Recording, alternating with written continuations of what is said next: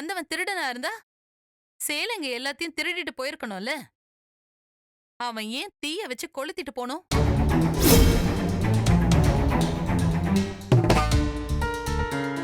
அப்போ அவனோட நோக்கம் சேலைய திருடுறது இல்ல, நமக்கு நஷ்டத்தை உண்டாக்குறது தான்.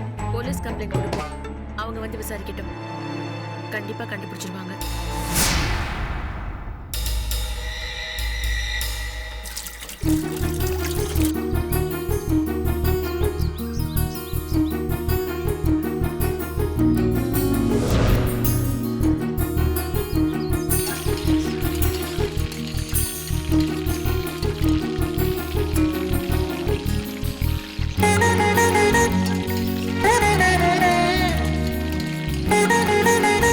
நான் சும்மாவே இருக்கிற மாதிரி இருக்கு. ஏதாச்சும் ஒரு வேலை கொடுங்க.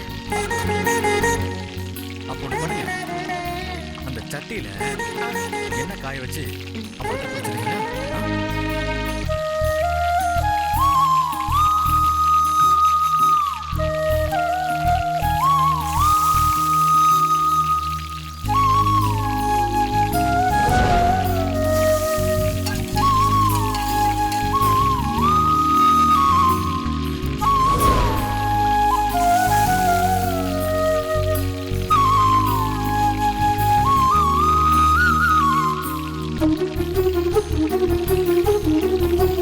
பாருங்க எவ்வளவு வேலை பாக்குறீங்க.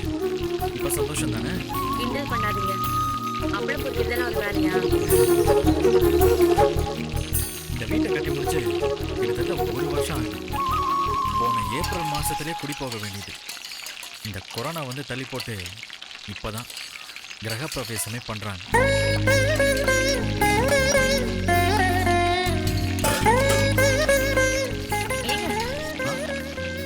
கழுவ போறீங்களா? கொடுங்க, நான் கழுவுறேன். பரவாயில்லைங்க, நான் பார்த்துக்கிறேன். இல்லைங்க, நீங்க மத்த வேலையெல்லாம் பாருங்க. கொடுங்க, நான் கழுவி கொடுக்குறேன். கொடுங்க.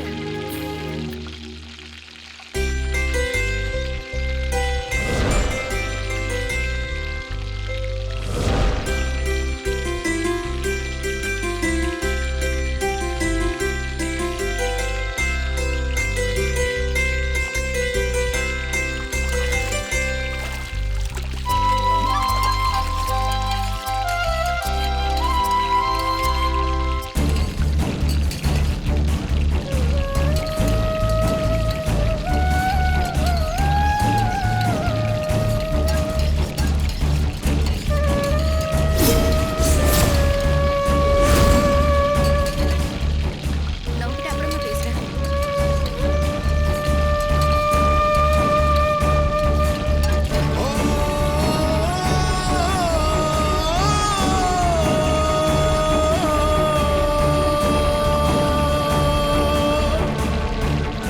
ஏங்க அப்படி பாக்குறீங்க? என் ஒய்ஃப் சந்தியா எனக்கு சமையல் உதவி பண்றதுக்காக கூட வந்திருக்காங்க. ஏதாவது சொல்லணுமா?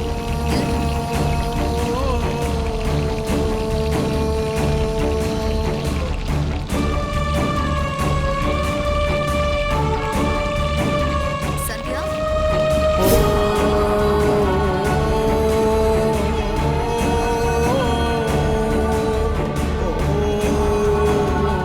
அனிதா எப்படி இருக்கு?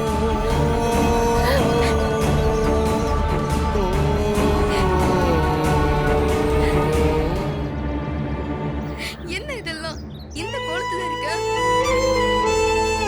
சமையல்காரரு உன்னை அவரோட வைஃப்னு சொல்றாரு. நிஜமாவா? அப்போ அவர் சொன்னது உண்மைதானா? அவர்தான் உன்னோட ஹஸ்பண்டா?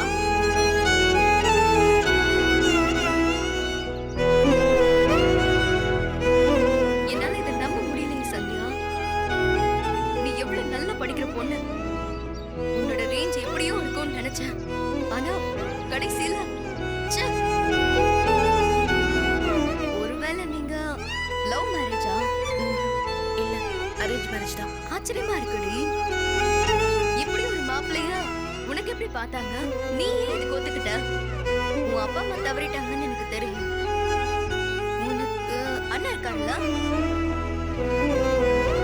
அவர் உன்ன மாதிரி ஒரு நல்ல படிக்கிற பொண்ணுக்கு சமையல் செய்யற ஒருத்தரை எப்படி நீ பார்த்தாங்க?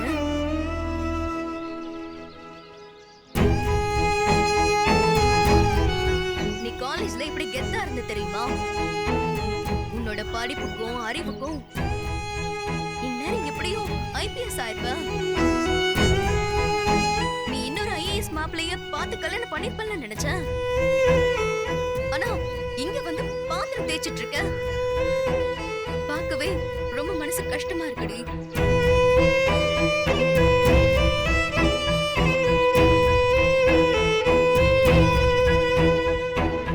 என்ன பண்றது அனிதா? வாழ்க்கையில நாம நினைச்சது எல்லாம் நடக்கிறது இல்லையே. ஒவ்வொரு நேரத்திலயுமே ஏதோ ஒரு விஷயத்த காம்ப்ரமைஸ் பண்ணிக்கிட்டு தானே வாழ்ந்துகிட்டு இருக்கோம். காம்ப்ரமைஸா? இந்த வார்த்தைய நீயா சொல்ற? எனக்கு லைஃப்ல பிடிக்காத ஒரே வார்த்தை காம்ப்ரமைஸ்னு சொன்னியடி. மறந்துட்டியா? காலேஜ்ல ரன்னிங்ல சில்வர் மெடல் கிடைச்சப்போ கோல்டு மெடல் வந்தா மட்டும்தான் ஜெயிச்சதா அர்த்தம். இதெல்லாம் வேண்டாம்னு சொன்ன நீ. அப்பெல்லாம் நாங்க ஆச்சரியத்துல வாயை பொளந்து பார்த்துட்டு இருந்தோம். இன்னைக்கு இப்படி பேசுற? உனக்கு ஒண்ணு ஞாபகம் இருக்கா?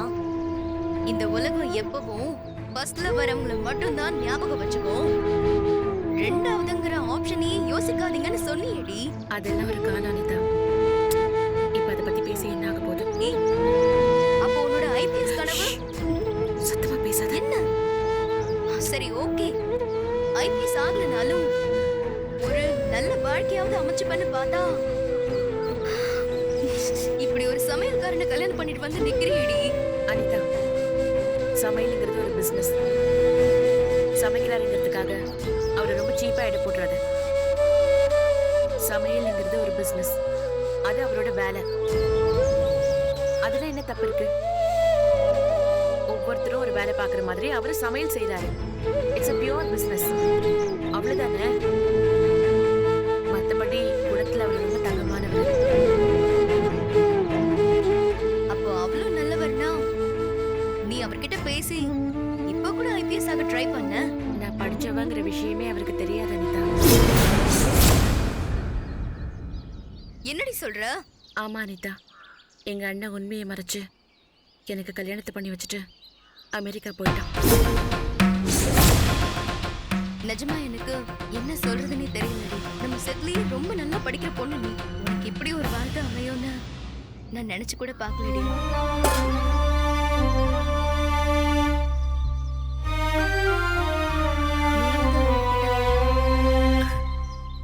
நீங்க சந்தியாவோட ஃப்ரெண்டா? ஆமாங்க, ஒரே தெருவில் தான் குடியிருந்தோம். சின்ன பிள்ளைங்க இருந்து பழக்கம். ஆ, ரொம்ப சந்தோஷங்க. நீங்க எங்க கல்யாணத்துக்கு வந்திருந்தீங்க? வரலாம் தான் இருந்தேன். சந்தியாவோட அண்ணா எனக்கு பத்திரிக்கை கூட கொடுத்தாரு. ஆனா அன்னைக்குதான் எங்க அன்னைக்கு டெலிவரி ஆச்சு. ஹாஸ்பிட்டல்ல இருந்தேன். ஓ, சரி சரி சரி சரி. குழந்தை நல்லா இருக்கீங்களா? ஆ, நல்லா இருக்கா. சந்தியாவோட அண்ணனும் அண்ணியும் அமெரிக்காவுக்கு போன பிறகு இங்க தனியா தான் இருக்காங்க. ஃப்ரெண்டுன்னு யாருமே இல்லை. ஏங்க, நீங்கெல்லாம் அடிக்கடி வீட்டுக்கு வந்துட்டு போனீங்கன்னா அவங்களுக்கு கொஞ்சம் ஆறுதலா இருக்கும்ல. கண்டிப்பா வரேங்க. அப்படிங்களா? ஏங்க, இவங்ககிட்ட அட்ரஸ் எழுதி வாங்கிக்கோங்க. சரிங்க. ஒரு நிமிஷங்க, இந்த ஃபோன்லேயே அப்படியே டைப் பண்ணி கொடுத்துருங்க.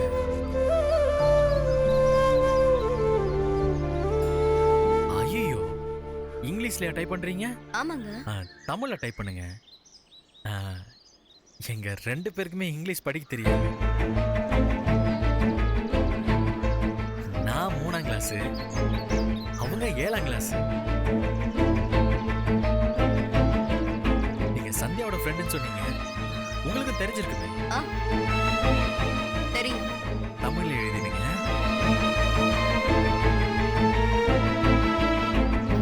சேவ் பண்ணிட்டேன். தமிழ்ல தானே எழுதிருக்கீங்க? சந்தியா, நான் வரேன். வரேங்க. வாங்க வாங்க வாங்க. நான் வரேன். ஏங்க, இந்த மாதிரி யாராச்சும் ஃப்ரெண்ட் இருந்தாலும் அடிக்கடி வீட்டுக்கு வந்துட்டு போக சொல்லுங்க. அப்பதானங்க உங்க மனசுக்கு ரொம்ப ஜாலியா இருக்கும். என்னங்க நீங்க?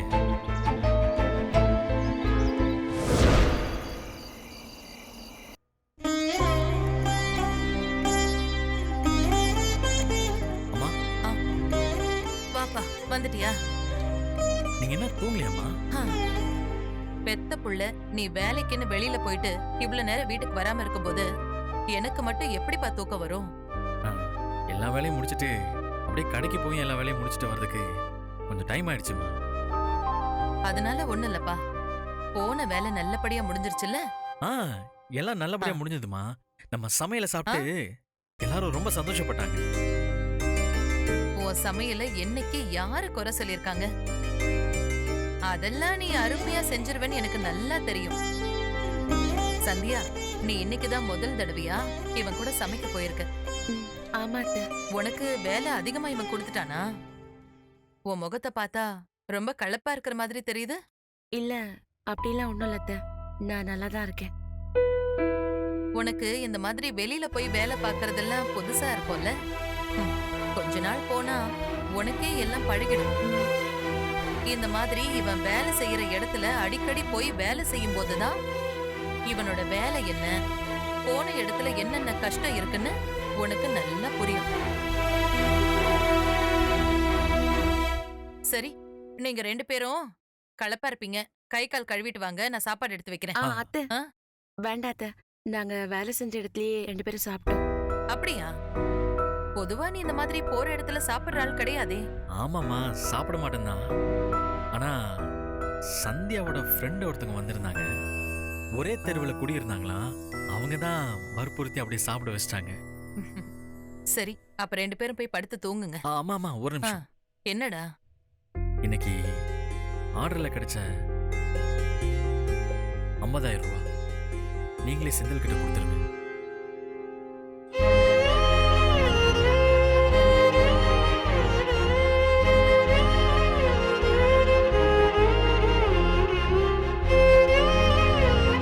தம்பியோட கஷ்டத்தை தன்னோட கஷ்டமா பாக்குறேன். உன் மனச நான் பாராட்டுறதா? கொழுந்தனார் பிரச்சனைக்கு தன்னோட வீட்டுல கொடுத்த பணத்தையே எடுத்து கொடுக்கறேன்னு சொன்ன உன் பொண்டாட்டிய பாராட்டுறதான்னு எனக்கு தெரியலப்பா. நீங்க 2 பேரும் இதே நல்ல மனசோட எப்பவுமே இருங்க. இந்த பணத்தை வை. நீயே போய் இதை செங்கல்கிட்ட கொடுத்துரு. இல்லம்மா, நீங்களே கொடுங்க. நீங்க கொடுக்கறதா முறை.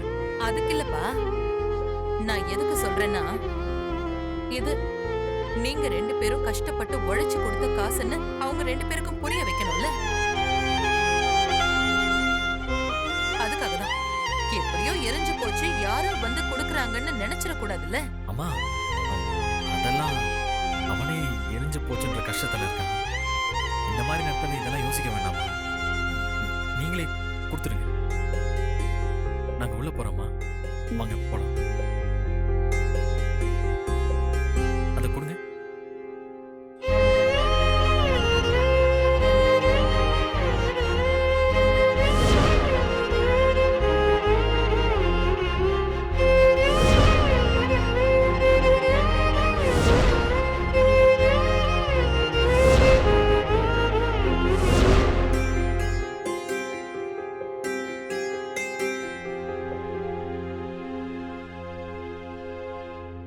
அவர் உன்ன மாதிரி ஒரு நல்ல படிக்கிற பொண்ணுக்கு சமையல் செய்யற ஒருத்தரை எப்படி நீ பார்த்தாங்க?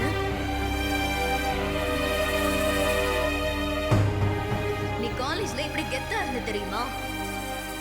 உன்னோட படிப்புக்கும் அறிவுக்கும் இந்நேரம் எப்படியும் IPS ஆயிருப்ப. நீ இன்னொரு IAS மாப்பிள்ளைய பார்த்து கல்யாணம் பண்ணிப்பல்ல நினைச்ச. நீ அவர்கிட்ட பேசி இப்ப கூட IPS ஆக ட்ரை பண்ண.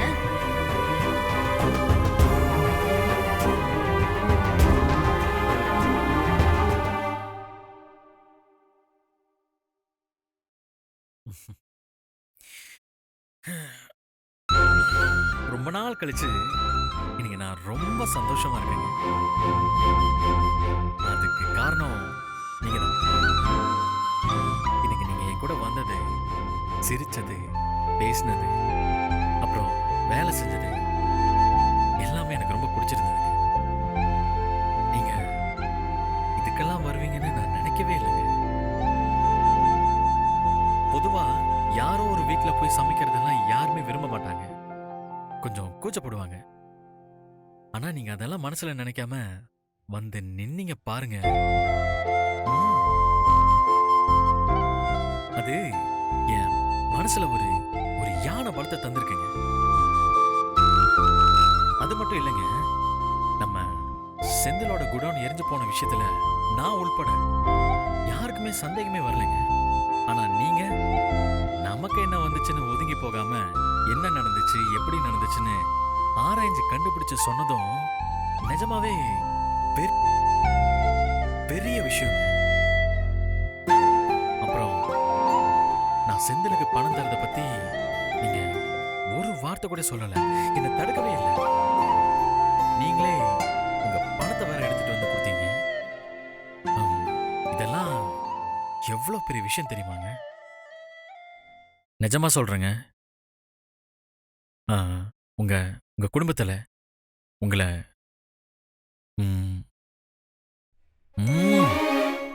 சூப்பரா வளர்த்துருக்காங்க. எனக்கு கல்யாணத்துக்கு முன்னாடி வரைக்கும் என் மனசுல ஒரு பயம் இருந்துச்சுங்க. வர பொண்ணு நம்ம குடும்பத்துல எல்லார் கூடயும் அனுசரிச்சு நடந்துப்பாங்களான்னு கொஞ்சம் பயம் இருந்தது. ஏன்னா சுத்தி உள்ள குடும்பங்கள்ல நிறைய கதைய நான் பார்த்துருக்கேன், கேள்விப்பட்டிருக்கேன். நீங்க அந்த பயத்தெல்லாம் இல்லாம பண்ணிட்டீங்க. எங்க அம்மா உங்ககிட்ட கடுமையா நடந்துக்கிட்டாங்கன்னு எனக்கு தெரியுங்க. அன்னைக்கு எலெக்ஷன்ல ஓட்டு போட்ட விஷயத்துக்கு கூட தண்ணியெல்லாம் பிடிக்க வச்சு ரொம்ப கஷ்டப்படுத்திட்டாங்க. நீங்க நினைச்சிருந்தா ஒரு நிமிஷத்துல எடுத்தறிஞ்சு பேசி இருந்திருக்கலாம், சண்டை போட்டு இருந்திருக்கலாம். ஆனா நீங்க ரொம்ப நிதானமா அமைதியா இருந்தீங்க. இந்த ஊர்ல எத்தனை பொண்ணுங்க இந்த மாதிரி இருக்காங்க? யாருமே இல்லை. ஆனா நீங்க ரொம்ப நிதானமா அமைதியா இருந்தீங்க, விட்டு கொடுத்து போனீங்க. ரொம்ப பிடிச்சிருந்ததுங்க. இந்த மாதிரி சின்ன சின்னதா நிறைய விஷயம் சொல்லிட்டே போலாம். உங்களை கல்யாணம் பண்ணதுக்காக நான் ரொம்ப பெருமைப்படுறேங்க. இந்த குடும்பத்தை கடைசி வரைக்கும் நல்லபடியா கொண்டு போவீங்கன்ற நம்பிக்கை எனக்கு வந்துருச்சுங்க.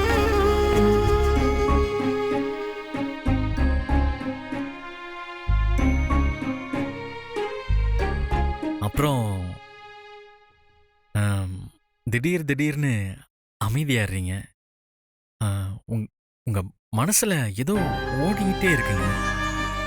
அத சொல்ல தயங்குறீங்களோன்னு தோணுது. அப்படி எதுவும் இருந்தா என்கிட்ட தயங்காம சொல்லுங்க. ஏன்னா எந்த விஷயத்துக்காகவும் கணவன் மனைவிக்குள்ள ஒளிவு மறைவே இருக்கக்கூடாதுன்னு நினைக்கிறவன் நான். அதே போல என்கிட்ட மாத்திக்க வேண்டியது எதுவா இருந்தாலும் சரி சொல்லுங்க.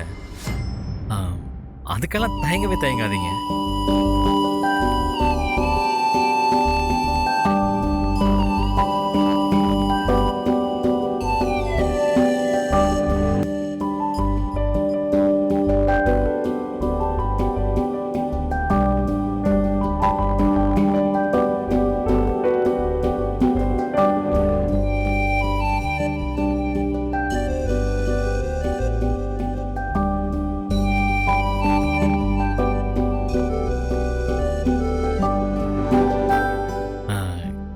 பிரவேச வீட்டுக்கு போகும்போது வெளியில கடையில வாங்கினேன். எனக்கு சந்தோஷத்தை எப்படி காட்டுறதுன்னு தெரியல. ஏதோ என்னால முடிஞ்சது.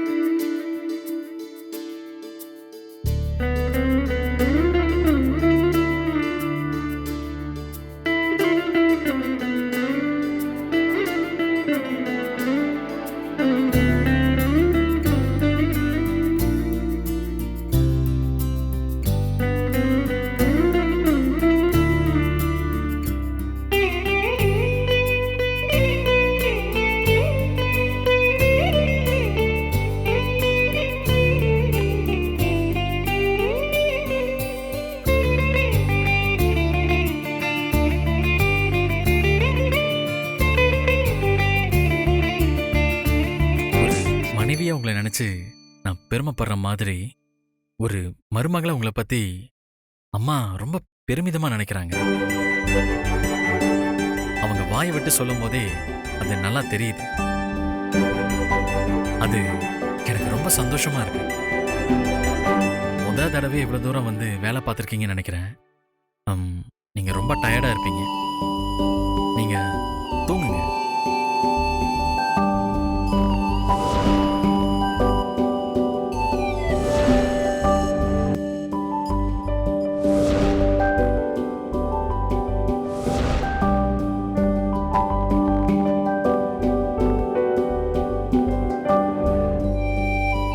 இந்த வீட்டுக்கு நான் நல்ல மருமகளாயிட்டேன்.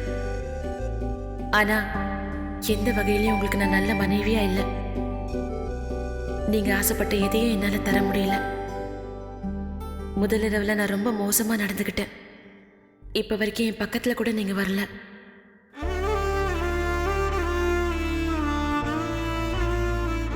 ஒரு கணவன் மனைவிக்கு இடையில ஒளிவு மறைவு இருக்கக்கூடாதுன்னு சொன்னீங்க.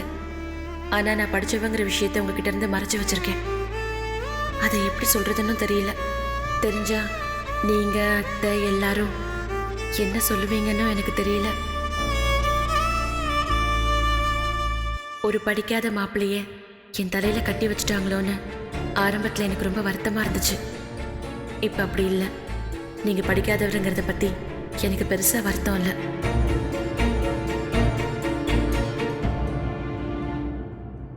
படிப்புக்கும் நல்ல குணத்துக்கும் ஒரு சம்பந்தமும் இல்லைன்னு தெரிஞ்சுக்கிட்டேன். இது எல்லாத்தையும் உங்ககிட்ட மனசை விட்டு பேசி நல்லபடியா இருக்கணும். நான் ஐபிஎஸ் படிச்சு பாஸ் ஆகணும்னு ஒரே ஆசையா இருக்கு. ஆனா சொல்ல பயமாவும் இருக்கு.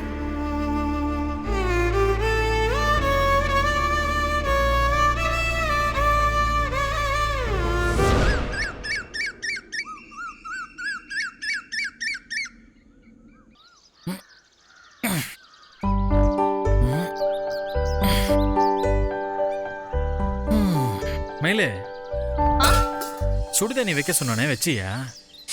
ஐயோ மறந்தே போயிட்டேயா. தோ இப்ப போட்டுறேன். இனி நீ அதை எப்ப கொதிக்க வச்சு அது எப்ப சூடாகிறது? ஓ, நான் பச்சை தண்ணியில குளிச்சுக்கிறேன். பார்வதி, என்னண்ணா? இந்த எண்ணெய கொஞ்சம் தலையில நல்லா ஆவி பறக்கிற மாதிரி தேய்ச்சு விட. ஐயே, நானும் பண்ண மாட்டேன். என் கையெல்லாம் வலிக்கும். ஏய், இந்த சின்ன விஷயத்தை கூட பண்ண மாட்டியா? பண்ணலாம், ஆனா நான் ஏன் பண்ணணும்? என்னது? இல்லண்ணே, இதெல்லாம் செய்யறதுக்கு இந்த வீட்ல நிறைய பேர் இருக்கும்போது நான் எதுக்கு பண்ணணும்? இப்ப எதுக்கு நீ தேவையில்லாம பேசுற? உனக்கு தான் காலேஜ் போறதுக்கு நேரம் இருக்குல்ல.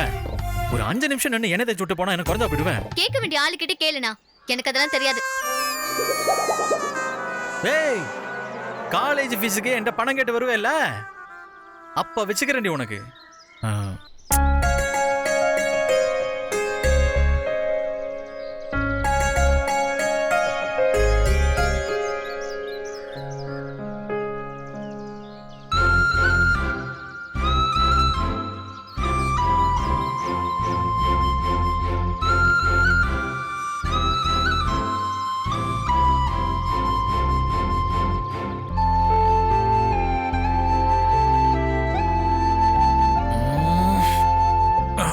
நான் தேய்ச்சி விடுறேங்க. ஐயோ, பரவாயில்லைங்க, நானே பாத்துக்கிறேன். ஐய, இதுக்கேங்க இவ்வளவு கூச்சப்படுறீங்க? தங்கச்சி தேய்ச்சி விட்டா மட்டும்தான் தேய்ச்சிப்பீங்களா என்ன? அப்படியெல்லாம் இல்லைங்க. இருங்க, நானே தேய்ச்சி விடுறேன்.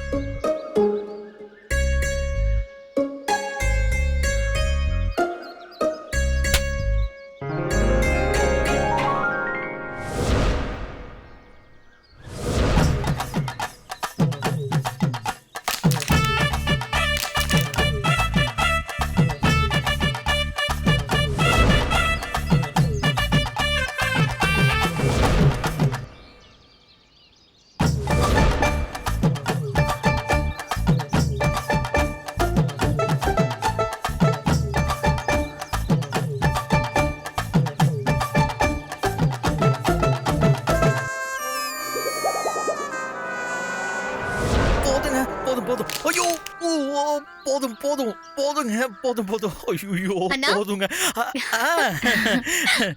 என்ன ஆமா, பயங்கரமான தங்கச்சி. மசாஜ் போனீங்க.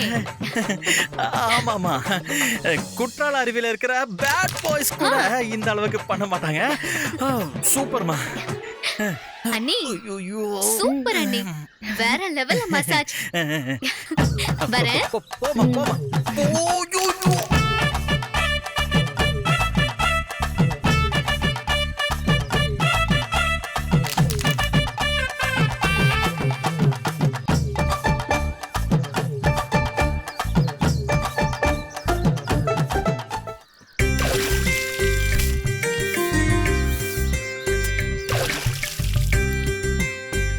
என்ன சந்தியா, நேத்து ராத்திரி ரொம்ப நேரமா ஆளையே காணுமே. அதுவா, கிரக பிரவேச வீட்டுக்கு அவர் சமைக்க போயிருந்தாரு. நானும் கூட போயிருந்தேன். ஓ, இப்ப இந்த வேலைக்கெல்லாம் போக ஆரம்பிச்சிட்டியா? பரவாயில்லையே. இங்க சும்மா உட்காந்துட்டு இருந்தா போர் அடிக்குது. அதான் போயிட்டு வரலான்னு போனேன். ஆமா ஆமா ஆமா, வேலைக்கு வேலையும் ஆச்சு, கொஞ்ச நேரம் புருஷன் கூட தனியா பேசிட்டு இருந்த மாதிரியும் ஆச்சு. அப்படிலாம் இல்ல அர்ச்சனா, சும்மா தான் போனேன். நான் ஒன்னும் தப்பாலாம் சொல்லல சந்தியா. இப்படி 4 இடத்துக்கு வெளியில போயிட்டு வர்றது நல்லது தானே? மயிலு, அம்மா, என்ன இது வாளியில? அதாம்மா, குடோன்ல இருந்த சாம்பல் போலீஸ் விசாரணைக்கு தேவைப்படும், எடுத்து வைன்னு சொன்னீங்கல்ல, அததான் கொண்டு போய் கொட்ட போறேன். எதுக்கு? இன்னும் போலீஸ் விசாரணை ஆரம்பிக்கவே இல்லையே. இது ரொம்ப முக்கியமான ஆதாரம் மயிலு. இதெல்லாம் கொட்ட வேண்டாம், உள்ள கொண்டு போய் வைப்போம். இல்லம்மா. ஐயோ, நான் சொல்றத முதல்ல கேளு. உள்ள கொண்டு போய் வைனா வைப்போம். ஐயோ, இவ புதுசா ஆரம்பிக்கிறாளே. நடக்கிறது நமக்கு சாதகமா இருந்தாலும் இவ உள்ள போது எல்லாத்தையும் தடுக்கிறாளே. மா, உங்களுக்கு விஷயமே தெரியாதா? போலீஸ் கம்ப்ளைண்ட் தேவையில்லைன்னு அம்மாவே சொல்லிட்டாங்க. அதனாலதான்மா நான் எடுத்துட்டு போய் கொட்ட போறேன். போலீஸ் கம்ப்ளைண்ட் தேவையில்லையா? என்ன திடீர்னு? என்ன அர்ச்சனா, மயிலு சொல்றது உண்மையா? ஆமா சந்தியா, உனக்கு தெரியாதா? அத்தை அதெல்லாம் வேண்டான்னு சொல்லிட்டாங்க. என்ன சொல்றீங்க? அன்னைக்கு நான் இருக்கும்போது கம்ப்ளைண்ட் கொடுக்க சொன்னாங்களே. அட ஆமா சந்தியா, என் வீட்டுக்காரர் கூட அந்த திருட்டு பயல்களை விடவே கூடாது, புடிச்சு உள்ள தள்ளுன்னு சொல்லிட்டே இருந்தாரு. சரி, கம்ப்ளைண்ட குடுத்துட்டு வந்துடலான்னு கிளம்பும் போது திடீர்னு அத்தை கூப்பிட்டு புகார் கொடுத்தா இந்த போலீஸ் வந்து கடையில அடிக்கடி வந்து நிப்பாங்க, அது வியாபாரத்தை கெடுத்துரும், அது தேவையில்லாத இடைஞ்சல்னு விட்டுருங்கன்னு சொல்லிட்டாங்க.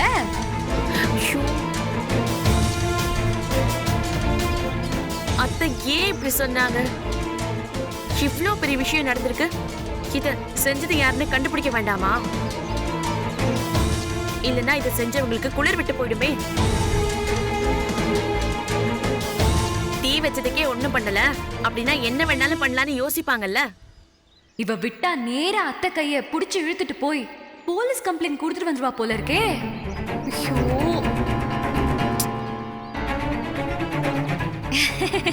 நீ சொல்றது எல்லாம் வாஸ்தவம் தான். ஆனா நம்ம வீட்டை பொறுத்த வரைக்கும் அத்தை எடுக்கிறது தான் முடிவு. அவங்க எதையும் அவ்வளவு ஈஸியா சொல்லிட மாட்டாங்க. அதனாலதான் அவங்க சொல்றத கேட்டு நாங்க 2 பேரும் பேசாம இருந்துட்டோம். நீ சொல்ல வரதும் எனக்கு புரியுது. இதை எப்படி கண்டுக்காம இருக்கிறதுன்னு கேக்குற. அதுக்கு போலீஸ் கம்ப்ளைண்ட் கொடுக்காம வேற ஏதாவது வழி இருக்கான்னு யோசிப்போம். ஏ மயில, நீ எதுக்கு இன்னும் இந்த வாளியை வச்சு நின்னுட்டு இருக்க? அத்தை இத பார்த்தா எதுக்கு குப்பையெல்லாம் வீட்டுக்குள்ள வச்சிட்டு இருக்கேன்னு சொல்லி உன்னதான் திட்டுவாங்க. போய் கொட்டிட்டு வா. போ போ போ போ. மயில,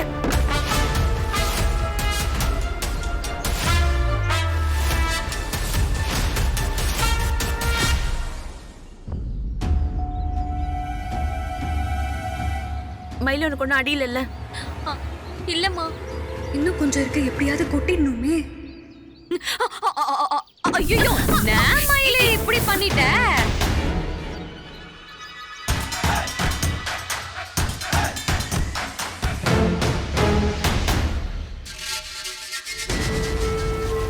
ஒரு வேளை போய் இப்போ 2 வேலையும் ஆகி போச்சு. அம்மா பார்த்தாங்கன்னா செம்மையா திட்டுவாங்க. நான் போய் தொடப்ப எடுத்துட்டு வந்து உடனே கூட்டிடுறேன். கொடுங்க. இவ எப்பயுமே இப்படிதான் வேலைய உருப்படியாவே செய்ய மாட்டா. ச்சே, இவளெல்லாம் எதுக்கு தான் வேலைக்கு வச்சிருக்கோம்னு தெரியல.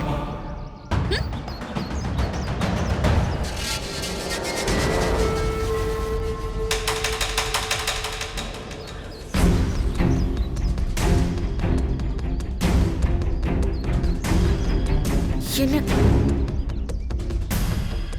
இதென்ன இப்படி கரைஞ்சு ஓடுது? எரிஞ்சது துணியா இருந்தா அந்த சாம்பல் இப்படி கரையாது. பேப்பர் எரிஞ்ச சாம்பல் தான் இப்படி கரையும்.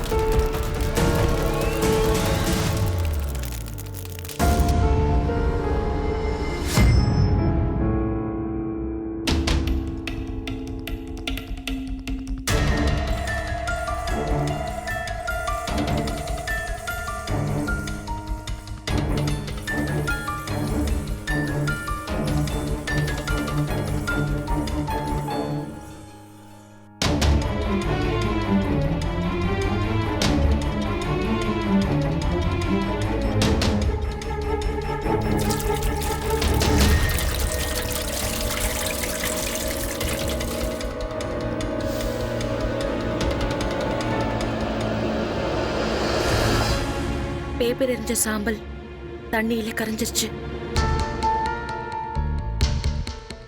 துணியை எரிஞ்ச சாம்பல் தண்ணியில மிதக்குது.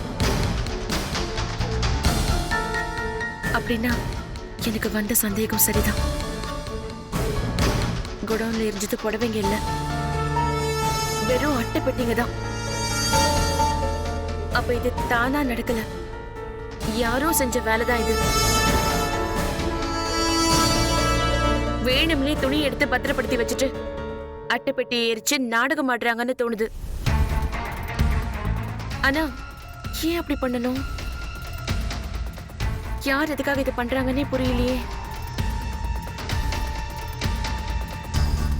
அத்தை கிட்ட சொன்னா அவங்க பாத்துப்பாங்க.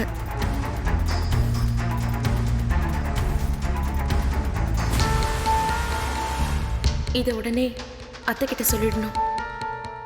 எரிஞ்சது துணி இல்ல, அட்டைப்பட்டிங்க தானு. அப்படின்னா இது தானா நடக்கல, யாரோ செஞ்ச வேலைதான் இது. வேணும்னே துணிங்களை எடுத்து பத்திரப்படுத்தி வச்சுட்டு அட்டைப்பட்டிங்களை எரிச்சு நாடகம் ஆடிருக்காங்கன்னு தோணுது. ஆனா ஏன் இப்படி பண்ணணும்? யாரு எதுக்காக இது பண்றாங்கன்னு தான் புரிய மாட்டேங்குது. அத்தை கிட்ட சொன்னோன்னா அவங்க பாத்துக்குவாங்க. என்னம்மா ஒரே யோசனையா இருக்கீங்க? ஒண்ணும் இல்ல. அத்தை எங்க இருக்காங்க? அம்மா பூஜை ரூம்ல இருக்காங்க. சரி, நான் பாத்துக்கிறேன்.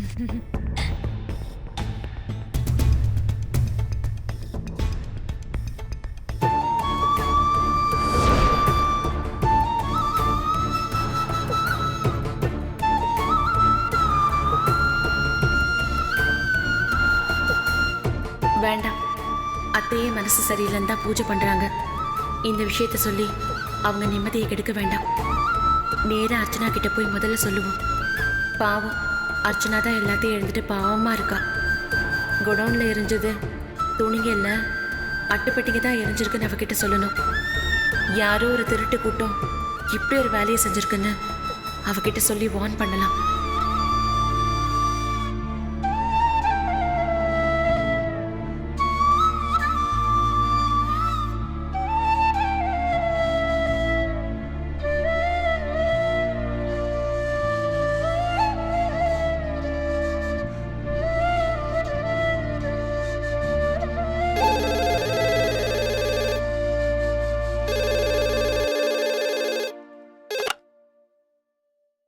ஹலோ, இது செந்தில்றவங்க வீடா? ஆமாங்க. நீங்க யாரு? நான் கடைநல்லூர்ல இருந்து அருணாச்சலம் வைஃப் பேசுறேன். எங்க வீட்டு கல்யாணத்துக்காக உங்க கடையில இருந்து 3 லட்சம் ரூபாய் துணி எடுத்திருந்தோமே, அதுல எல்லாமே ரொம்ப நல்லா இருக்குங்க. எங்களுக்கு ரொம்ப ரொம்ப பிடிச்சிருக்கு. ஆனா 2 சாலியோட கலர் மட்டும் எங்களுக்கு பிடிக்கவே இல்லைங்க. அதுவும் கூட டிசைன் ஓகே, கலர் மட்டும் செட் ஆகல. நாளைக்கு கடைக்கு வந்து மாத்திக்கிறோம். இத சொல்லலாம்னு கடைக்கு ஃபோன் பண்ணி பார்த்தேன். யாருமே ஃபோன் எடுக்க மாட்டேங்கிறாங்க. அதான் வீட்டுக்கு ஃபோன் பண்ணிட்டேன். நாளைக்கு நாங்க வந்துடுறோங்க. கடையில யாராவது இருக்க சொல்லுங்க. நான் வச்சிடுறேங்க. Hello hello.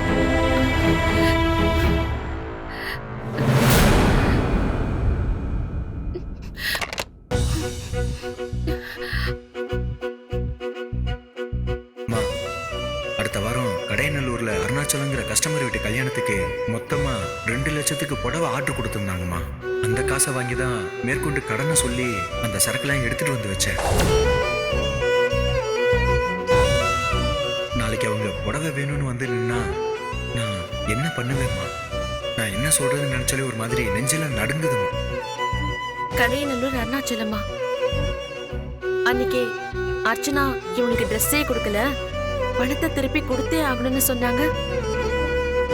லட்ச லட்சமா கொட்டி கொடுத்து வாங்கின சேலை எல்லாம் எரிஞ்சு போச்சு.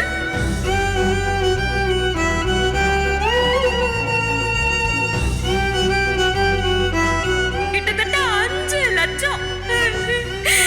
இவ்ளோ காசு சம்பாதிக்கணும்னா இன்னும் எத்தனை வருஷம் உழைக்கணுமா? இங்க எல்லாமே தப்பா இருக்கே. அப்படின்னா அர்ச்சனா அன்னைக்கு சொன்னது எல்லாமே பொய்யா? ஏன் போய் சொல்லணும்? அதுக்கு அவசியம் என்ன வந்துச்சு? இங்க என்னடானா குடோனை யாரும் எரிச்சு விட்டுருக்காங்க.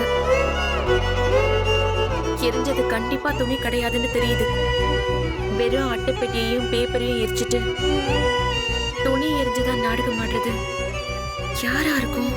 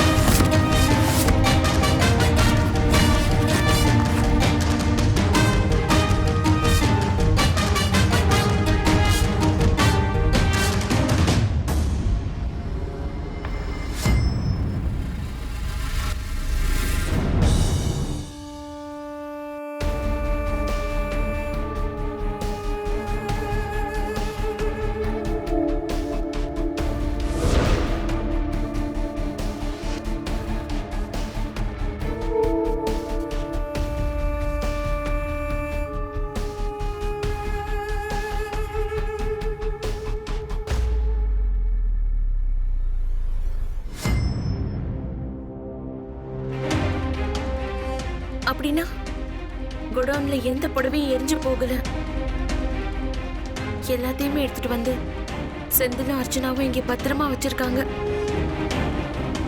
அங்க வெறும் அட்டைப்பெட்டி எரிச்சிட்டு சேலை எரிஞ்சுதா போய் சொல்லி நாடகம் ஆடி சரவணன் கிட்ட பணம் வாங்க பாக்குறாங்க.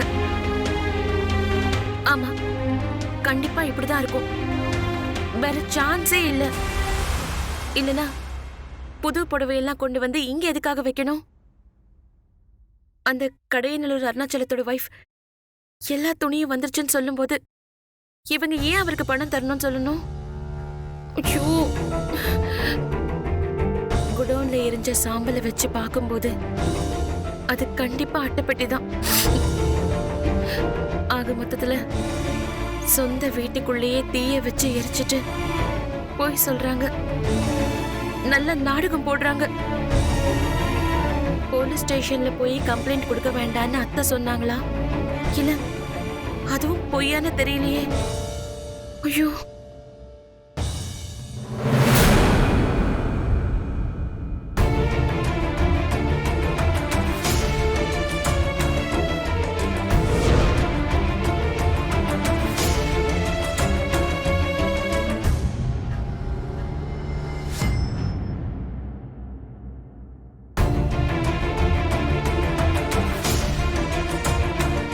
இப்ப அத்தை கிட்ட நடந்த எல்லாத்தையும் சொல்லலாமா வேண்டாமா? குடோன்ல எரிஞ்சது அட்டைப்பட்டி தாங்கிறதுல இருந்து அர்ச்சனா ரூம்ல புது சேலைங்க இருக்கிற வரைக்கும் எல்லாத்தையும் சொல்லிடலாமா? சொன்னா இப்ப இங்க ஒரு பிரளயமே வெடிக்கும். கன்ஃபார்மா அர்ச்சனா தான் இது எல்லாத்தையும் செஞ்சான்னு தெரியாம நாம எதுவும் தப்பா சொல்லக்கூடாது. இப்போதைக்கு வேண்டாம். என்ன சந்தியா, என்ன யோசிச்சுட்டு இருக்க? அது ஒன்றும் இல்லத்த, சும்மாதான். இல்லையே, உன் முகம் ரொம்ப கலங்கி போயிருக்கே. ஏன், என்னாச்சு? ஏதாவது பிரச்சனையா சந்தியா? பிரச்சனை தான் அத்தை, ஆனா இப்போதைக்கு என்னால் அதை சொல்ல முடியாது. தெளிவா தெரிஞ்சுக்கிட்டு அப்புறமா நான் உங்ககிட்ட சொல்றேன். என்ன சந்தியா, நான் கேட்டது காதுல விழலையா? என்ன பிரச்சனை சொல்லு. இல்லத்த, காய வச்ச துணியெல்லாம் ரூம்ல ரொம்ப நேரமா மடிச்சு வச்சிட்டு இருந்தேன். அந்த டயர்ட் தான் அப்படி தெரியுதுன்னு நினைக்கிறேன். இவ்வளவுதானா? சரி சரி, போய் சூடா ஒரு காஃபி போட்டு குடி, சரியாயிடும். நான் வேணா போட்டு தரவா? இல்ல, நான் சரி, போட்டு போட்டு குடி.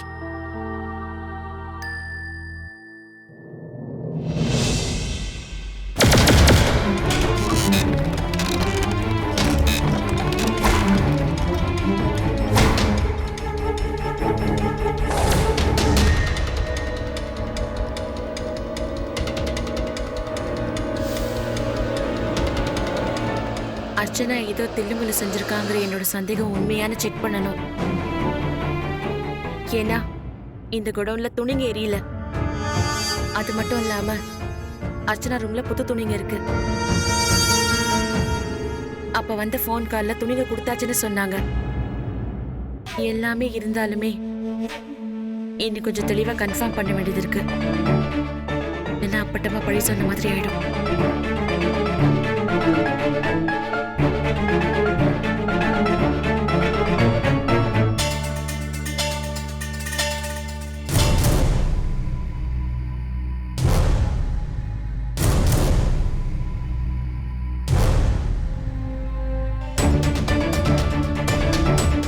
இதை வச்சு கண்டுபிடிக்கிறேன்.